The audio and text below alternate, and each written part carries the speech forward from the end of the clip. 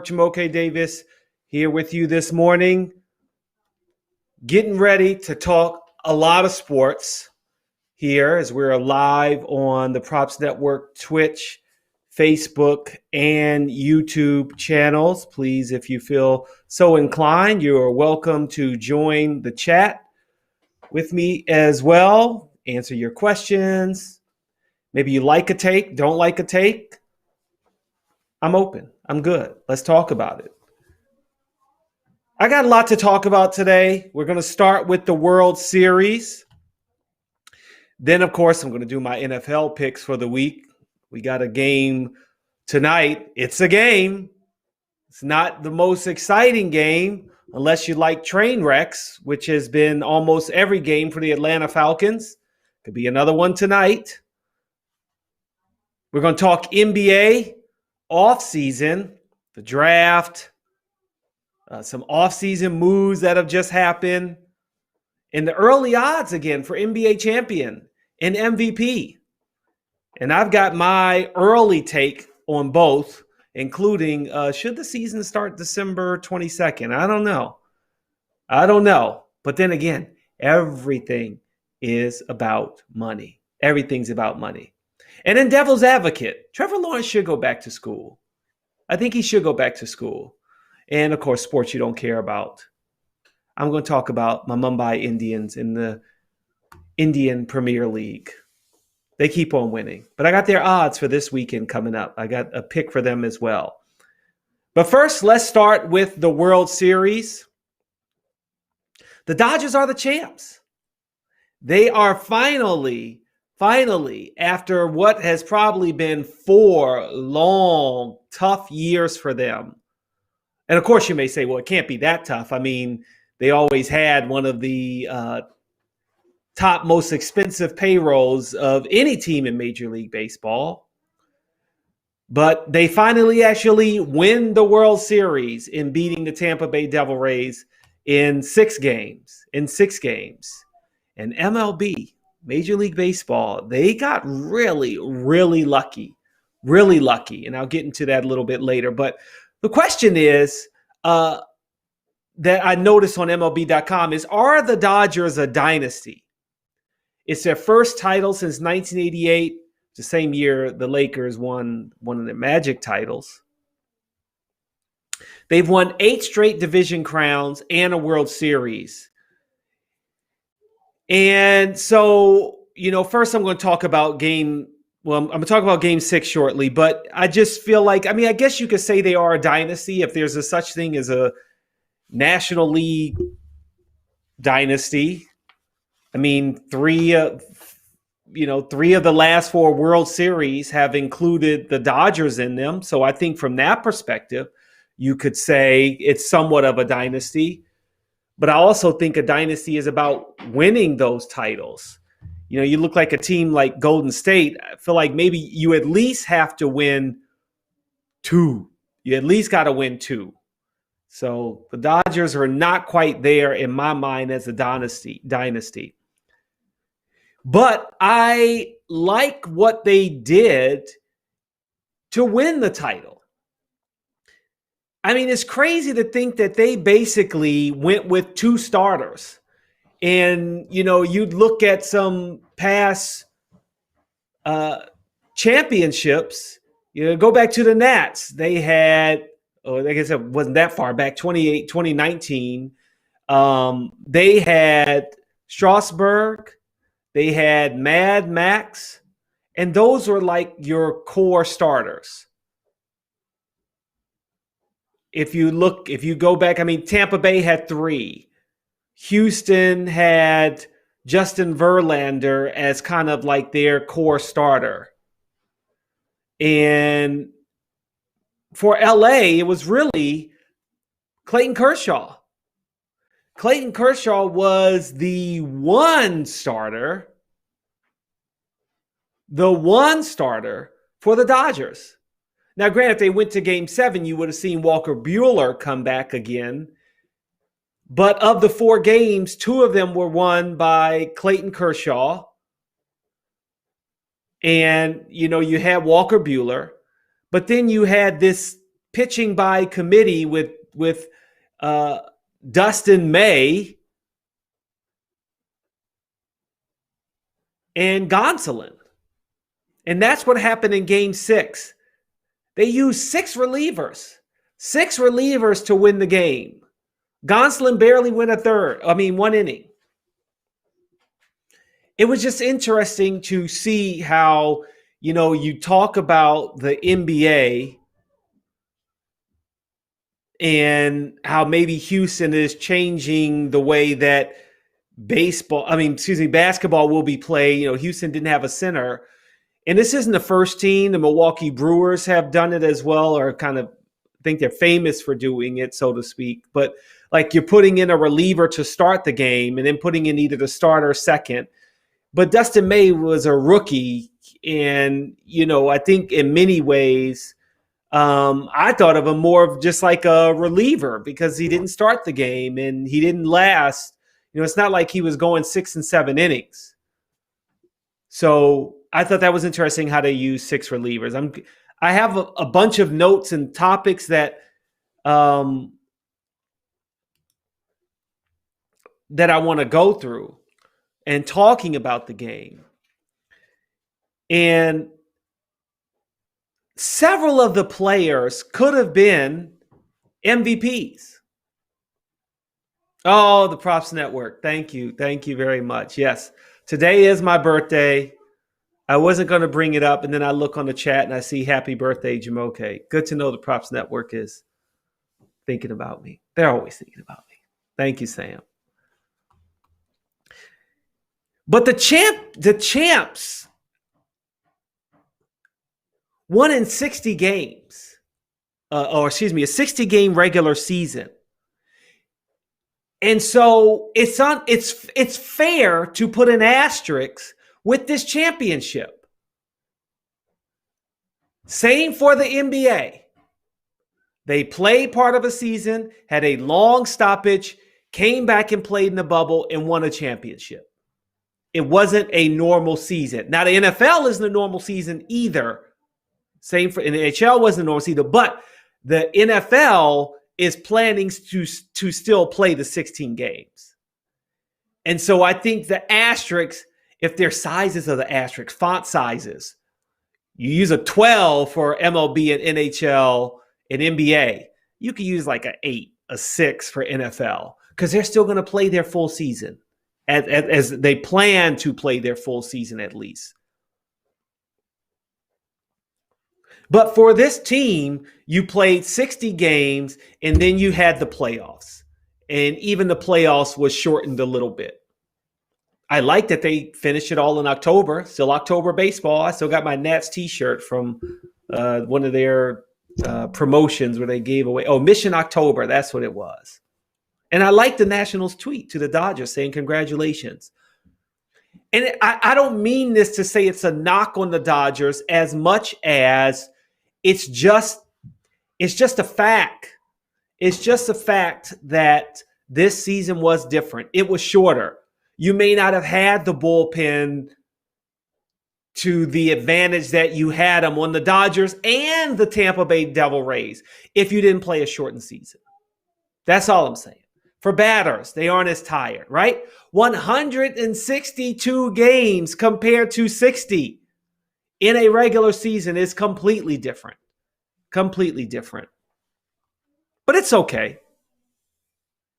They're still the champs, and that's fine. And the players that I love watching the most was Clayton Kershaw. Not just the fact that he won his 2 games after, before the World Series started, talking about how bad and by the way, I picked the Dodgers to win, so thank you, DraftKings. Saw my money was deposited. But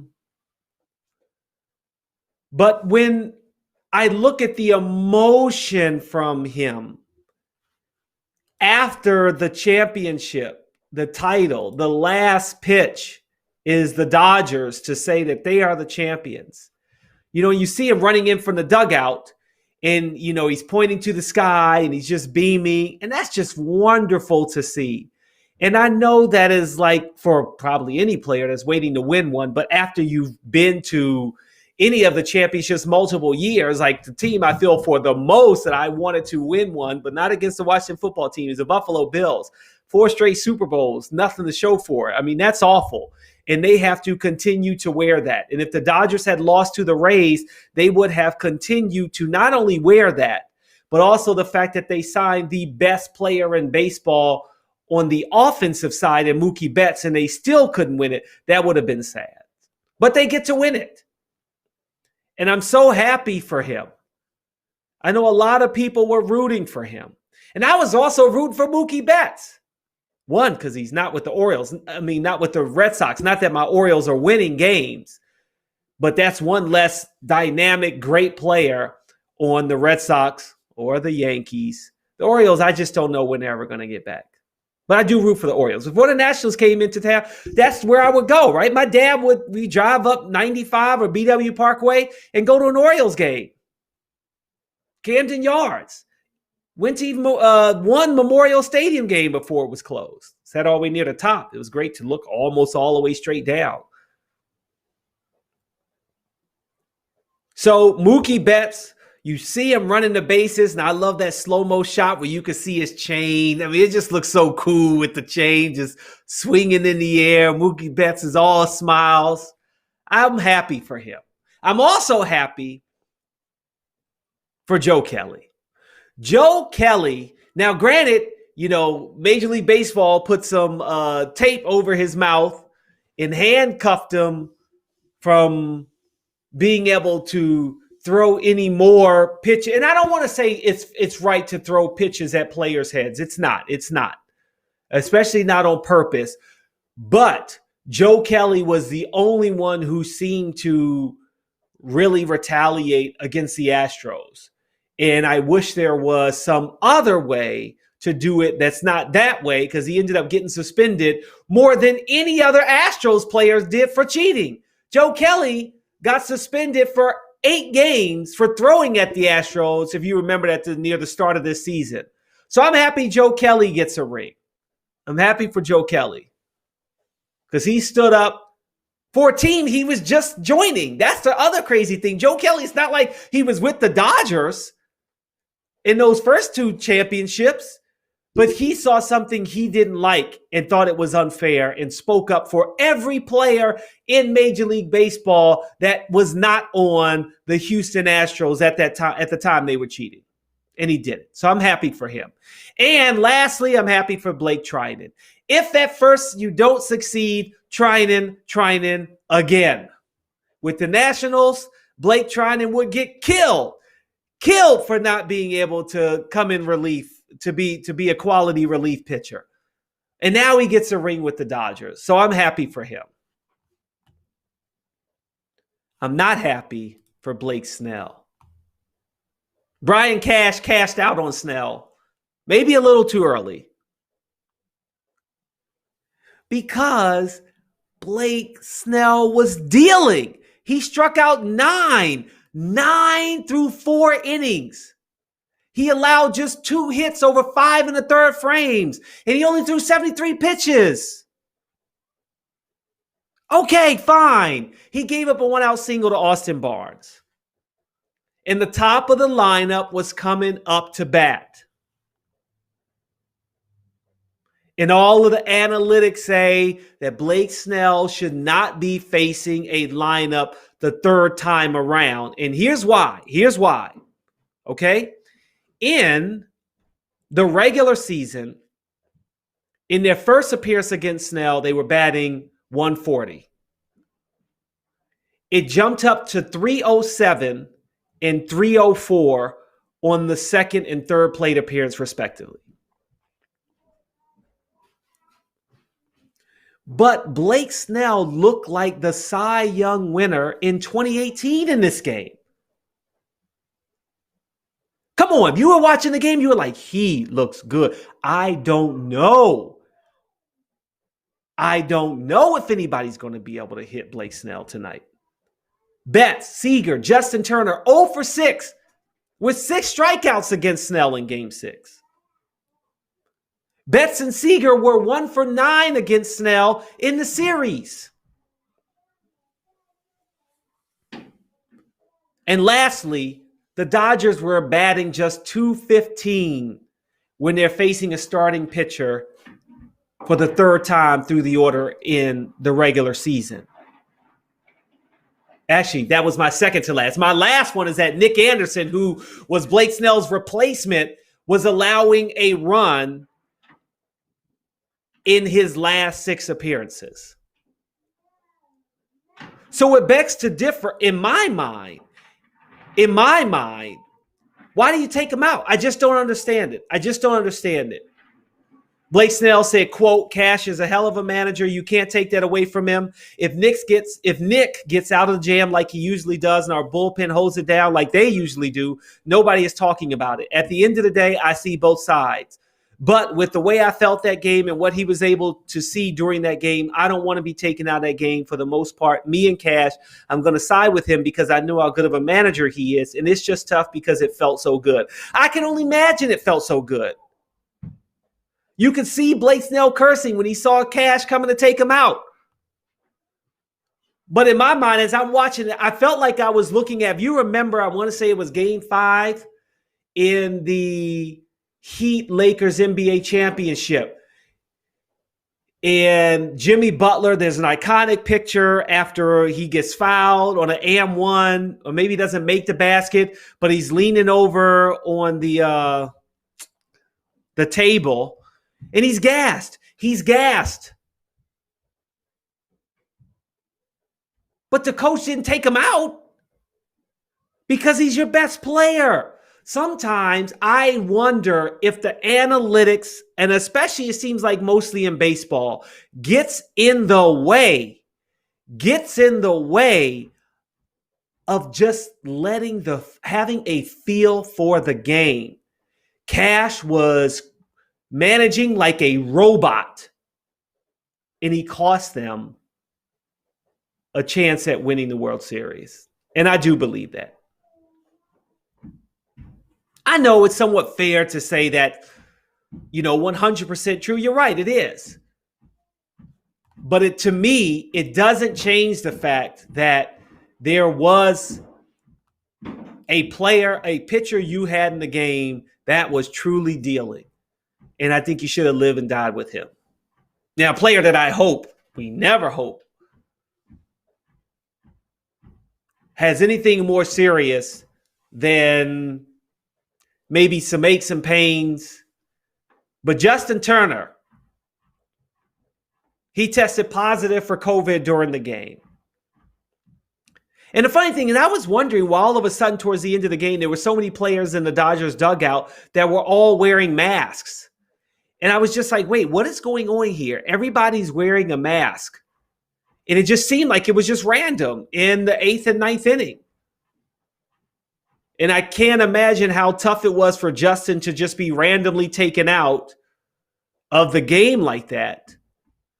And the fact that they didn't say anything about it until the post game. It's also one of those things where it's like, okay, I get that you have a World Series to play, but I almost feel like it was unfair for you not to let the public know. Why keep it quiet? But the crazy thing is, Justin Turner, who was sequestered for the rest of the game, somehow found his way onto the field and was taking pictures with the players without his mask on, and I felt for him because I'm like, I can only imagine you want to celebrate. I know you want to celebrate. And the players were letting them celebrate. There's a picture of Dave Roberts right next to him. Neither one of them wearing a mask. I guess in their mind, they were like, hey, we were already exposed. So what's the big deal? At this point, I mean, that's what I would take from it. What's the big deal? So there you have it. Now, the funny thing is, imagine what would have happened if there was a Game 7. If there was a Game 7, there might not have been a Game 7 because of Justin Turner. So Major League Baseball, escape what could have been the biggest catastrophe to end a season ever, because they may have had to end the season at 3-3 in the World Series. Or you postpone Game 7 for a week, 2 weeks. How crazy would that have been? Ratings were already down 32% for the World Series. They may have dropped all the way to near to nothing for Game 7, or they would have skyrocketed because everyone would have said, wow, this is coming down to one game. Literally, no one has been playing baseball for a week or two, and now they have one game to decide the World Series. Either way, I would have been watching. But it didn't happen that way, and the Dodgers are the world champions in Major League Baseball. And the stove is already hot, folks. They are already talking about next season. And I'm going to end on this note. Future 2021 World Series champs. You can get the Rays at plus 1,200. You can get the Dodgers at plus 480. I'm picking the Dodgers to repeat. That's my early pick. Dodgers repeat at World Series champions. And then you can say it's a dynasty. It's a dynasty.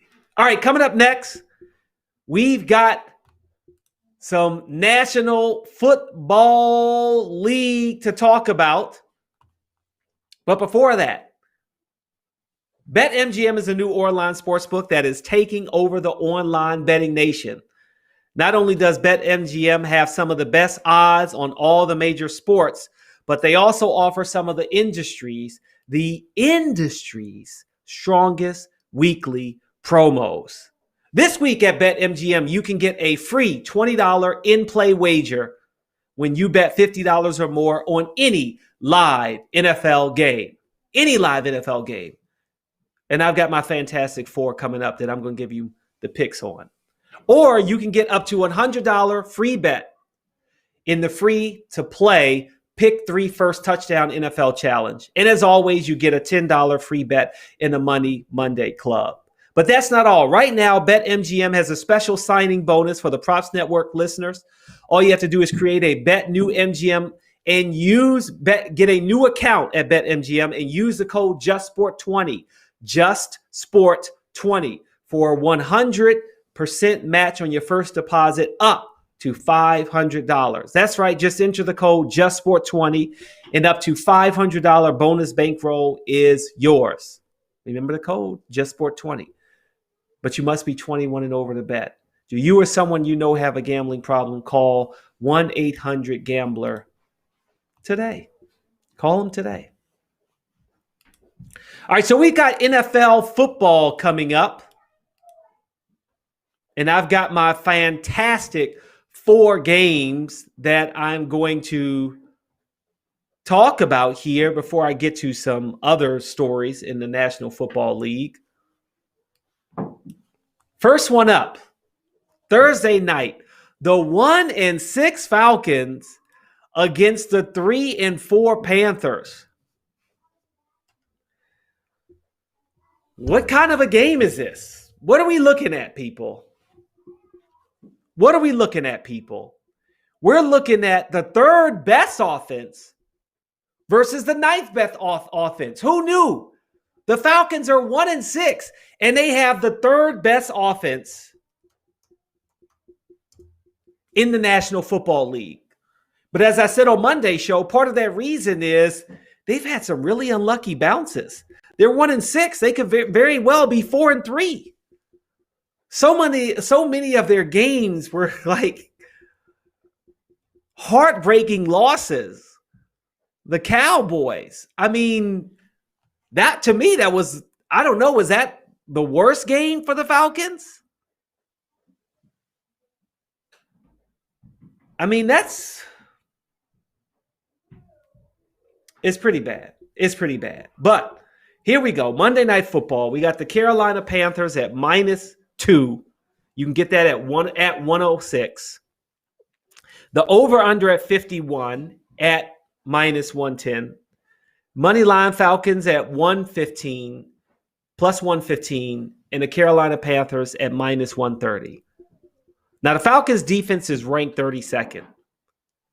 Carolina Panthers is ranked 9th. This game is in Carolina.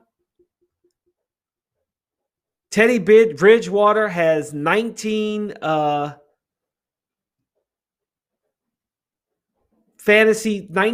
fantasy points in 3 of his last 4 games.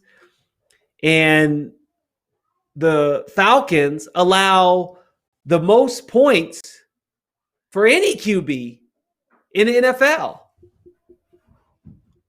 So that alone, I would pick the Panthers.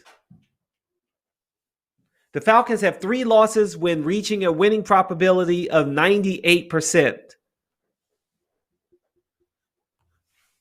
That's bad.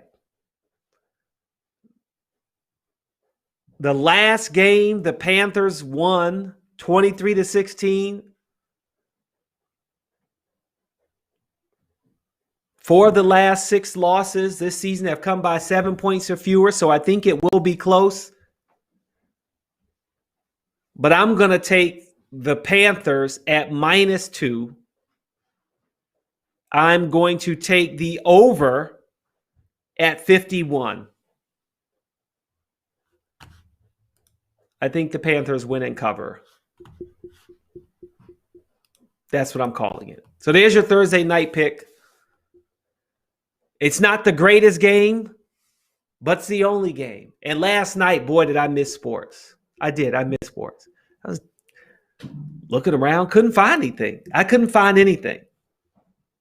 All right, the big game of the weekend. I didn't want to save it for last. I'm going down the line as how the games start. 1 o'clock, M&T Bank Stadium. We've got the Pittsburgh Steelers against the Baltimore Ravens. We got Baltimore at -4.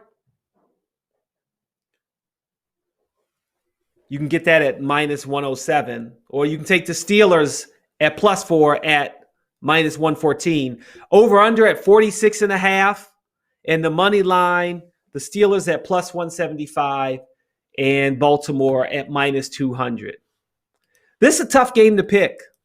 This is a really tough game to pick.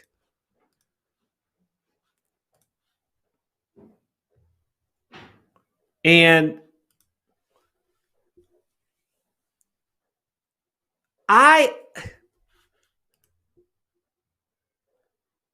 they're so evenly matched. And as I mentioned last time, to me, this game is the second best rivalry that you have that I like to watch. First one is always Washington football team and Dallas Cowboys. Wish the Washington football team is 1-0 this year. Let's see if they can sweep the Cowboys. They might have a shot at doing that this year. But Baltimore against the Steelers, you obviously in many ways can put this above Washington and Dallas because both of these teams are winning and have been winning for so long. Baltimore 6-0, Ravens are 5-1. Offense, Steelers are ranked 24th. Ravens are ranked 28th. So these offenses are not as good as they have been in the past, which is in some ways surprising. But it's that defense. The defense. The Steelers are ranked 1, number 1 in the NFL, and the Ravens are ranked 5th. The Ravens won the last meeting 28-10. They won the last meeting 28-10. The second longest streak in the NFL of 20-plus points per game is Baltimore. They have 29 consecutive games where they scored 20-plus points. The Steelers are averaging 30 points per game, and the Ravens 29.8. I mean, I don't know how more even this matchup can be year after year. Year after year. Lamar Jackson has a 24-4 career record as a starter. His winning percentage is .857, highest in the NFL since 1950 with a minimum 20 starts.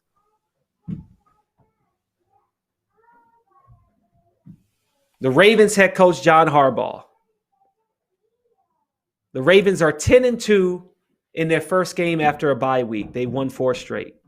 And this is after a Ravens bye week. This is a very, very tough game to pick. And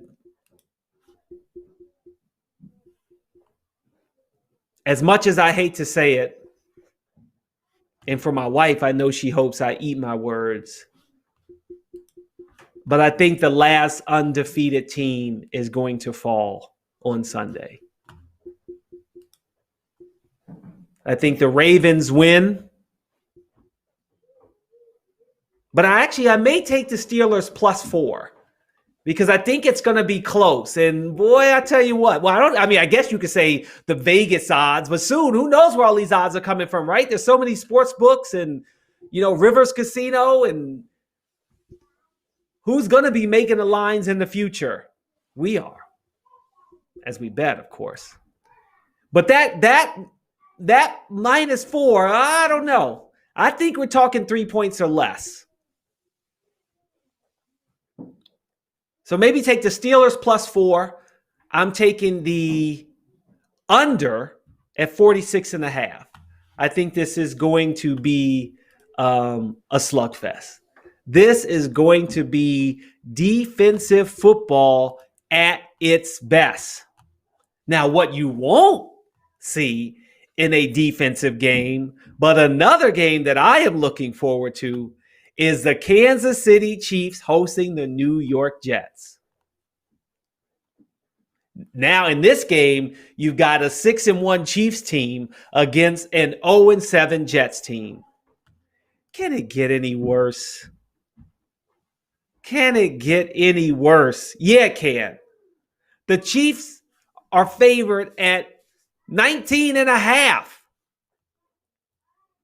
19.5. You have the worst offense against the 4th best offense in the Chiefs.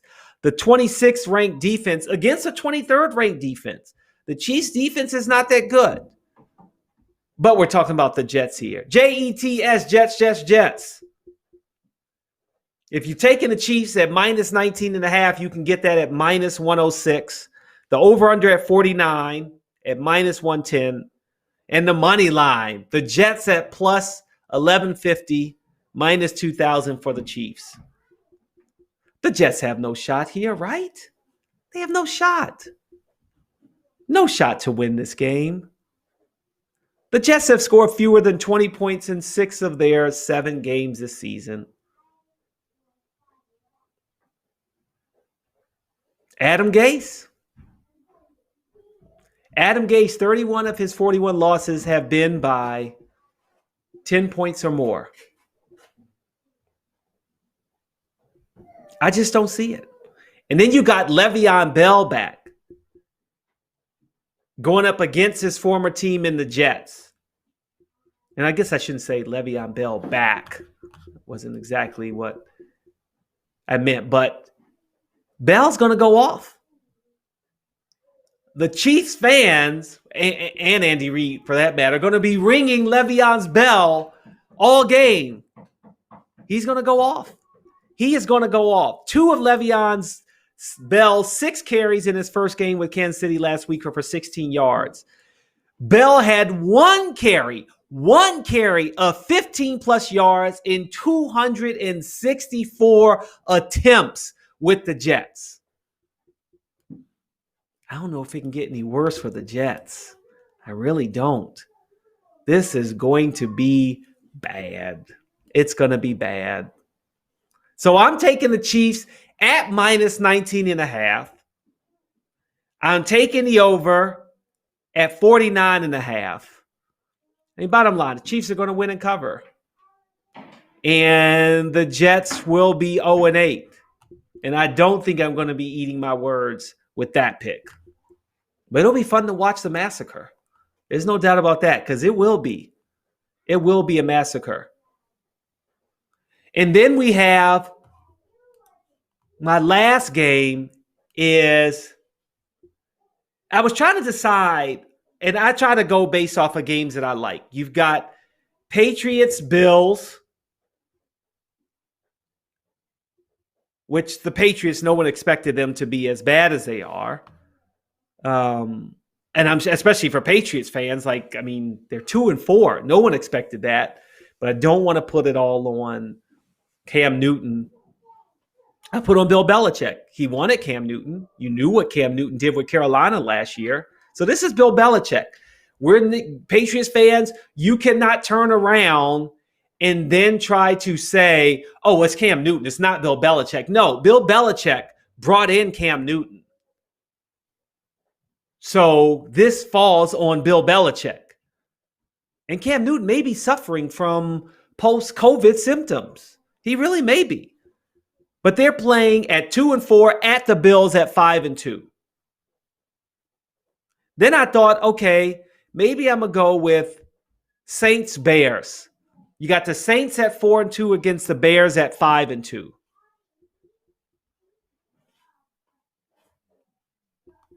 And the other game I was trying to decide if I wanted to pick were Rams-Dolphins. Rams at 5-2, Dolphins at 3-3. Can the Rams make it a three-peat, so to speak, in LA and win the Super Bowl? Who knows? But I'm going with Saints-Bears. The Saints are playing in cold weather. That's not good for Drew Brees. But the Bears are coming off of a short week. And I think that will play into this game. The Saints are 4-2. The Bears are 5-2. The Saints offense is ranked 20th. Bears ranked 23rd. But the Saints defense is ranked 3rd, while the Bears defense is ranked 15th. But the Bears extra added defense is the weather. It's going to be cold up there. It's going to be cold. The Saints are favored at -4 at -120. The over-under is at 43.5. Money line, Saints at -215. Bears at +185. I'm going with the Bears. I'm taking the Bears at +4. And I'm taking the under at 43.5. Entering week 8, the Saints have the fewest biggest plays in the NFL. Rushes of 10-plus yards or receiving yards of 20-plus yards. Receptions of 20-plus yards. I don't see that number being any better this game. The Bears defense is allowing an opposing passer rating of 78, third lowest in the NFL. Drew Brees is going to have a tough time. Even with the fact that Drew Brees plays well against the Bears. You got 2 Super Bowl MVPs going up against each other. Can you believe it? Nick Foles and Drew Brees. And the Bears, averaging 19.7 points per game, are the only team above 500 that's averaging fewer than 20 points per game. All the other teams' combined record is 7-26. So it's all about defense. The offense isn't doing it. But I think the defense and the weather will help the Bears in this game, and they move to 6-2, and the Saints fall to 4-3. And that's my pick. But staying with the NFL, let's talk about Bell and Brown. Both back in the NFL. Antonio Brown is with the Tampa Bay Buccaneers, who play on Monday night, I might add. That game should be fun. Buccaneers at Giants. Not fun. Chris Godwin's status as the wide receiver for the Tampa Bay Buccaneers is in jeopardy. He had surgery on a broken finger, and who better to replace him with than Antonio Brown? This is just amazing. And I read an interesting story from Ron Cook in the Post-Gazette asking us to imagine a Super Bowl with both Brown and Bell and no Steelers. No Steelers. That's right. You could see a Super Bowl with the Kansas City Chiefs and Le'Veon Bell and the Tampa Bay Buccaneers and Antonio Brown. That would hurt. That would sting so bad. Two of the killer bees stinging the Steelers. That would hurt. That would hurt. And I was in some ways surprised that the Buccaneers signed Brown. But then you realize, but wait a minute. Tom Brady wanted Brown and got him in New England. It didn't work out. And it was sad why it didn't work out and all of the issues that Antonio Brown, in many ways, put on himself in many, many ways. But he's getting what's really now a third and fourth chance to make it right. And if he does make it right, boy, woo, watch out, NFC. Tampa Bay just got a whole lot better. And Bruce Arians said, oh, yeah, Brown looks good. He looks good. I can imagine he looks good. But also, as I mentioned last week, the Seahawks got better. They traded for Carlos Dunlap.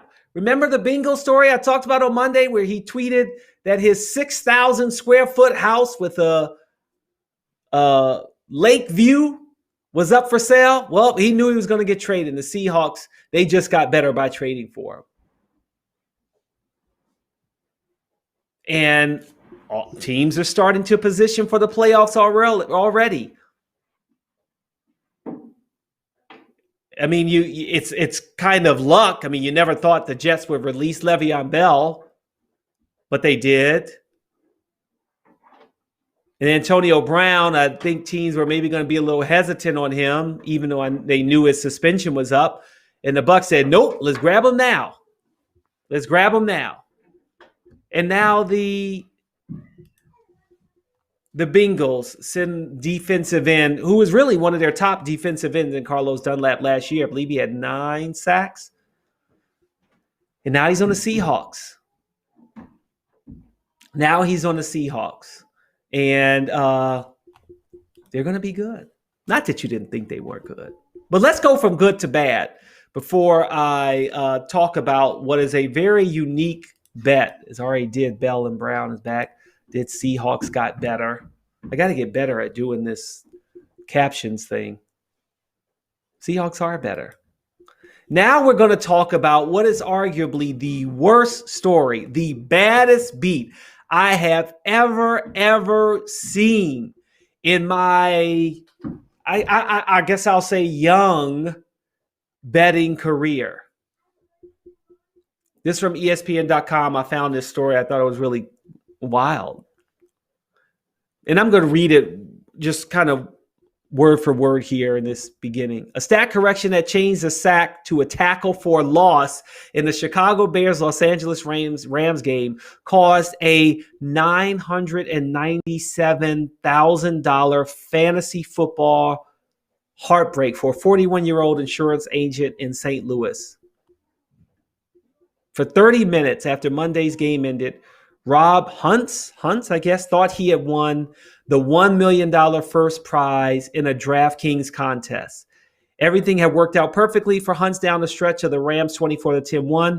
One of Huntz's lineups that featured both the Bears and Rams defenses scored 92.7 points, the most out of the 470,000 entries. His computer screen showed $1 million first prize. Now I'm going to sum it up here. He texted everybody, oh my gosh, I won. Then it said a sack that had been credited to the Bears defense late in the fourth quarter was changed to a running play, a 3-yard loss by Rams quarterback Jared Goff. That 3-yard loss dropped Huntz's into a tie for 6th place with 18 other entries, and his prize money dropped from $1 million to, drum roll please, $3,078.94. Oh my gosh. Hunt's told ESPN, quote, heartbreaking on many levels. He's never getting back. He's done. He will never get that back. And that is my prediction for the baddest beat of the year. It's not going to get any worse than that. It's not going to get any worse than that. It's not. Now, another bet is I was looking at different bets after I saw the baddest beat, and then I was going online and, doing my homework for the show. And one thing I noticed that were two interesting futures bets. You can get Pittsburgh to go undefeated 16-0. Yes, at plus 2,000. No, at minus 10,000 if you want that bet. I just said the Ravens are going to beat the Steelers this Sunday. So it's pretty much, in my book, it's over, but not bad. You can also get the Jets to go 0-16 on the other end of the spectrum at plus 260. But if you think they're going to win a game, you can get that at minus 335. So there you have it. That's NFL Week 8 in a nutshell. When I come back, we're going to be talking some NBA basketball, and then we'll wrap up the show. The PropsNetwork.com is a place where bets begin. That's right. They begin right here. No, the Props Network isn't a sports book. It's where smart bettors, and new players like myself go before the sports book. Why? Because the Props Network has a few things that all bettors need. Exclusive sign-up bonuses, reporting on weekly promos, free betting picks, and live odds comparisons for every game. Every game you get them. A visit to thepropsnetwork.com before placing a bet guarantees that you'll be wagering with the best available bonus and getting the biggest possible payout if your bet hits. Or if your bets hit, because you're going to do multiple bets, right? Not just one bet, multiple bets. But the Props Network isn't just another bonus site. We've also got great content. Follow the Props Network on social media, YouTube, and Twitch for updates all week. You got Just for Sport. You got The Walk On with Joe Walkowski. We're a great Props Network team, and we're going to be adding more. Get ready to bet with the Props Network today. You must be 21 over to bet online. Do you or someone you know have a gambling problem? Call 1-800-GAMBLER today. And I'm looking right now on the Props Network. We've got Tour Junkies Nation. Here are your NFL picks for every game for Week 8. You got UFC picks, Hall and Silva fight night. You got a lot going on here. So check it out, propsnetwork.com. All right, so NBA basketball. Spent a lot of time on baseball and football this morning. But here we go. Early odds for NBA champion. You can get the Sixers at plus 3,000.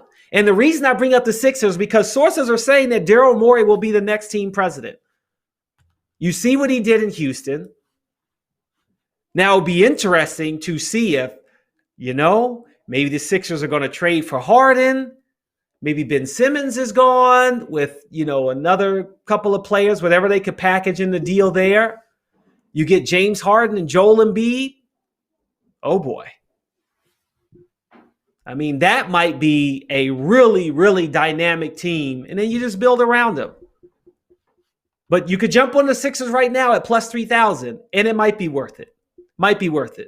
Another one you could possibly get, hypothesizing here as I am on Harden, I'm also hypothesizing here on the Brooklyn Nets. You can get them at plus 600 to be the NBA champion. I bring that up because how many of you remember that, Kevin Durant's coming back? Last time he played, they won the NBA championship. Granted, that was with the Warriors. But if you add Durant and Kyrie Irving, and hypothesizing here, and the rumblings of Bradley Beal may get traded. If he got traded to the Nets, oh boy, that's a potent 1-2-3. It's a guaranteed shot at the chip. Guaranteed shot at the chip. And it might happen. It might. You never know. But even if you just have Kyrie Irving and Kevin Durant, you can at least put something down on Eastern Conference champs. But I'm talking about the plus 600 on being NBA champs, assuming that they are going to maybe add another piece or two. That also would mean maybe Dinwiddie's gone. Karis LeVert may be gone to bring in Beal and a draft pick possibly. But if you can get Beal, who should have been all NBA, by the way, it's a shame he wasn't. I mean, well over Ben Simmons. I mean, you take Ben Simmons out, put Bradley Beal in third all NBA team any day of the week. I mean, he averaged 30 points per game. I don't know how it didn't happen. But staying with the Brooklyn Nets, you can get Kevin Durant as MVP at plus 1,600. If they win the championship, Kevin Durant's probably the main reason why. So that's an early pick that you can take. And of course, the NBA draft is coming up. And there are all of these mock drafts out there, and you can pick who you think is going to be the top pick. I am just amazed that it could potentially be Melo Ball. To think of all of the drama with the Ball family overall, and LaMelo playing here and there, and you don't know where he's going to be, but he ended up in Australia, played very well, and he could be the number one pick. How crazy is that? Ball leapfrogging over Anthony Edwards in some drafts. James Wiseman. Don't forget the Warriors, by the way, as I mentioned last week about another team you could think about to be the NBA champions. Oh, yeah, they have the second pick in the NBA draft. So they will have the chance to get a very, very good basketball player. And I don't like how some people use great way too early. You're a rookie. Is Zion great? He was a rookie last year. He's going to be a sophomore. I say let's use great, maybe 4 or 5 years with some consistency. He's really good. Let's stick with that for now. But the Warriors, maybe they're going to get James Wiseman.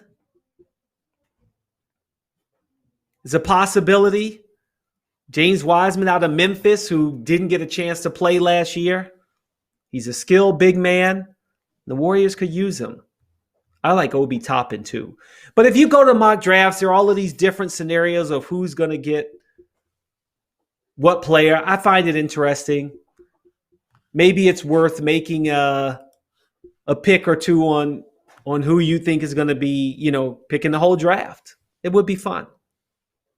What's not going to be fun, or what hasn't been fun, is the fact that the NBA has lost a lot of revenue. They want the season to start, or negotiating with the Players Association for the season to start December 22nd. And Danny Green on the podcast already said, yeah, don't expect to see LeBron James for the Lakers. He was on The Ringer, the NBA podcast on The Ringer, and say, yeah, you're not going to see LeBron James. And I can't imagine LeBron James is the only veteran who at least was playing in the bubble. The only good thing about possibly starting December 22nd is at the very least, you've got a set of teams that were playing in the bubble. So they've been sitting since March, April. So a December start isn't bad if maybe, they do, if they do come to an agreement that they're going to start and maybe preseason starts in November, take a break for Thanksgiving, come back. I think you got to give it around 3 weeks before you get started. But I could see that happening. I could see it happening. But load management it'll go to a new level. So many of these veterans may be sitting, especially for the teams that were in the playoffs. This may be too early of a start for them. Not just because of the coronavirus, but everything's out of whack. I'm sure most of these players are creatures of habit. Are they working out right now? I know a lot of them are. John Wall was in LA playing pickup games with Kevin Durant at what was formerly known as the Mamba Academy. A lot of players in LA working out, are working out in their homes with their trainers. But as a unit, as a team, You almost want to find out if they're starting to play together now. And you still have free agency. You still have the draft. So all of these new players coming in, it's all condensed. And I feel like, okay, I know the NBA has lost revenue. But even with that lost revenue, maybe you say, okay, let's give it till January. Let's get out of the holidays. I know Christmas is a big day for the NBA. But maybe you move it back just a week or two to January. And maybe that's not enough. Maybe it's like, whatever. That's not that big a deal. Start December 22nd. But we'll see what the NBA does. But ratings are down. They're losing money. They still may have to do some kind of special bubble with no fans in the stands. I know it's only beginning, but I believe if I had this right, I think it was Bundesliga. Coronaviruses are up. So even though they were starting to let fans come into the game, now they've had to stop letting fans come in, and they basically had to close the arena again. And that may happen if the spike continues with the coronavirus. So who knows? Who knows? We also don't know what's going to happen to Steven Silas. He's a new coach of the Rockets. He's the son of Paul Silas. They're finalizing a deal for him to be the Rockets coach. And while that is great, as I mentioned about Daryl Morey, possibly sources are saying he may be the new team president for the 76ers. What if Durant's not there? And Steven Silas, who was an assistant in the Dallas Mavericks organization, man, what if he's not there anymore? He's coaching under Rick Carlisle. He's worked. He's been good at nurturing elite guards and Luka Doncic and Kemba Walker, Steph Curry during his time as an assistant. So it'll be interesting to see what happens with him as a head coach. But if somehow he ends up without Harden, boy, that's not good. Look at this. I blew through my entire lineup here. My captions. Sorry, Sam. But it'll be interesting to see. I need an assistant. I'm get someone to help out on Monday. I know it's about time. But it'll be interesting to see what will happen for Steven Silas. And I'm happy for him. And for better or for worse, I've been on record talking about minorities getting an opportunity as a head coach. Steven Silas is 47. He's the first hire, the Rockets' new GM, Raphael Stone, who replaced Daryl Morey. And I'm happy to see him get a shot. I'm happy to see him get a shot with a winning team, with a team that has, a chance to make some noise in the NBA. I am happy about that. So we'll see. Now, what I know Clemson fans will not be happy about, Clemson fans will be happy about, but Jets fans will not be happy about if this happens, is the potential for Trevor Lawrence to go back to school. He's 31-1 at Clemson, sitting atop the rankings. Only loss was in the national championship game to LSU. And Stephen A. brought it up. Not that, he's on the biggest platform on ESPN. I'm on maybe my own platform here on the Props Network. But I said the second I saw that headline, before I saw anything about what Stephen A. Smith said, I said, oh, he's going to pull the Eli Manning. He's going to pull the Eli Manning. And what did Eli Manning do? He said, I don't want to play for the San Diego Chargers. And I immediately was turned off by Eli Manning when he walked on that stage. He held up the San Diego jersey and shook his head with a smug or disappointed. It was like, no. I thought that was classless. Even if behind the scenes, you wanted to play in New York, and Trevor Lawrence is trying to find a way possibly to not play in New York.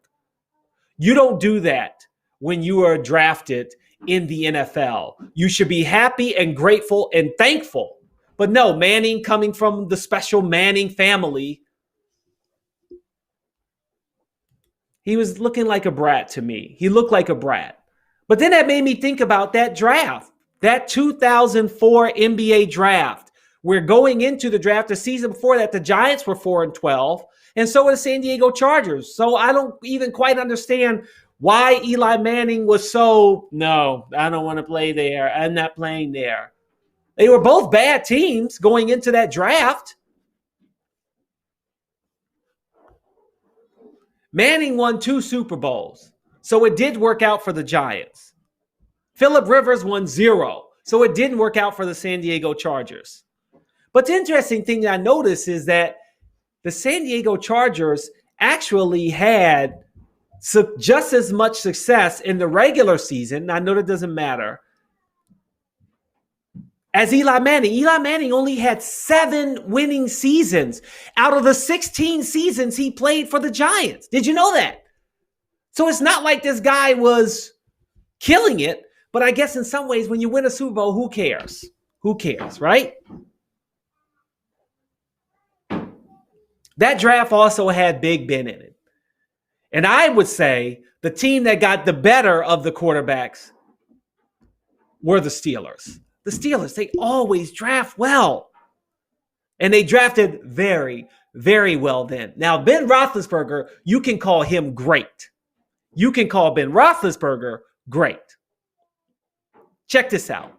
Rookie season. The Steelers went 15-1. 15-1. They had 12 winning seasons under Ben Roethlisberger. Not one losing season. Not one losing season. Ben's still playing. They're currently undefeated. There's another notch on Big Ben's belt. And they also have won 2 Super Bowls. 2 Super Bowls. So while Eli Manning gets a lot of the credit, and I feel like when you talk about the best quarterbacks of the aughts, you think Tom Brady, Aaron Rodgers as the top 2. You probably would even put Eli Manning in there before, and Drew Brees, of course, are the top 3. And then Eli Manning, and then maybe you say Ben Roethlisberger. But it's like that makes no sense if you look at Ben Roethlisberger's record. If you look at his resume on the field, really, you can only put Tom Brady ahead of him. You can really only put Tom Brady ahead of him. But I don't know if he's because he's playing in Pittsburgh or some of the off-field things that have happened with Roethlisberger in the past. Whatever the case may be, he doesn't get the respect. Put some respect on the man's name. You got to. You got to. Also in that 2005 draft, Rashawn Taylor, drafted by the Washington football team, rest in peace. He would have no doubt been a Hall of Famer. And the Cardinals drafted Larry Fitzgerald, who not only I had the chance to cover him at Pitt, but we took an acting class together. It was great. It was probably the most fun I have had getting to know him and building a relationship, a rapport with him. That was really cool. It was just really cool. Okay, sports you don't care about, but I do, and you should. The Mumbai Indians win again, and they play this Saturday versus the Delhi Capitals. You can get the Mumbai Indians at -134, and you can get the Delhi Capitals at +105. Now, you may not know about the Indian Premier League, and you may not know about Mumbai Indians, but at the same time, betting's betting, right? That's what you're doing it for. And you can get the lines here. They won by 5 wickets yesterday over the Royal Challengers. And I think they're going to win again this weekend. The best player for the Indians, Surya Kumar Yadav. or Yadav. That's the player you look for to be the MVP when they win the Indian Premier League. You want to put some money down on him there. Keep an eye out for Surya Kumar. He's a beast. He's a beast. So that's my show, and I'm going to end it talking about something non-sports related. I'm like a kid in the candy store, which I missed that again already. There you go. Sports you don't care about, but should. You should. And you can bet on them, right? Money's money. Money's money. Money's money. Don't forget about BetMGM Sportsbook. Use the code JustSport20 and you can get some money. Now, what you need money for are the holidays. And I'm a kid in the candy store. So I'm getting all of these catalogs and I'm just enjoying like circling fun toys, gadgets for adults. Target has toys. I'm looking at Target. Amazon has a new catalog. I've been looking at Amazon as well. And then Legos. My son's into Legos. I'm kind of getting into Legos a little bit more, playing with them. They have these cool cars. I used to have a Porsche. I got to get the camera right, so I look in the right direction. They used to have a Porsche. But anyway, I know for the podcast, this doesn't work. You can't see the catalogs. But how many of you just have fun looking at catalogs and you're like circling stuff? I used to do it as a kid, and now I'm circling it now. And then I'm thinking about games I'd like to get tickets to go to when sports are back up and running and you can just have regular fans and life is back to normal. It may not ever be really back to normal. But I get in a couple of jerseys that I want for the holidays. I don't know if I'll get them. You got to watch your wallet. You don't know what's happening these days with the economy and jobs. It's not easy. But I just thought I would share those catalogs, and curious if any of you enjoy the holidays. And also it's when you have kids, it's another excuse to get toys that you wish you could have got when you were a kid. And now you can kind of buy them for them. And then I end up playing with them. That's what ends up happening. I end up playing with the toys. So that's my show for today. I hope you enjoyed it. Starting next week, got an announcement. Starting next week, we are possibly going to get Haley back. Hopefully, Haley will be back. She came home from Japan, and she made it home safely, and we hope to have her back. It's kind of tough with the time zone. She's kind of trying to take it easy. She's got a quarantine. And hopefully she'll be 100% next week and she'll be back on with us. And we also may be changing times. We're talking about it, maybe. I like doing the morning show. I do. But we may be adding, making some changes. So I'll have more on that. Check us out on social media, on the Props Network. We'll have updates for it. But thank you for watching on Twitch, Facebook, YouTube. Really appreciate it. Thank you for everybody listening to the podcast. You can hear the podcast on iHeartRadio, YouTube, Spotify, obviously Apple Podcasts, Google Podcasts. Leave a review. You know what I'm going to say, everybody. That's it for the show. Ciao for now.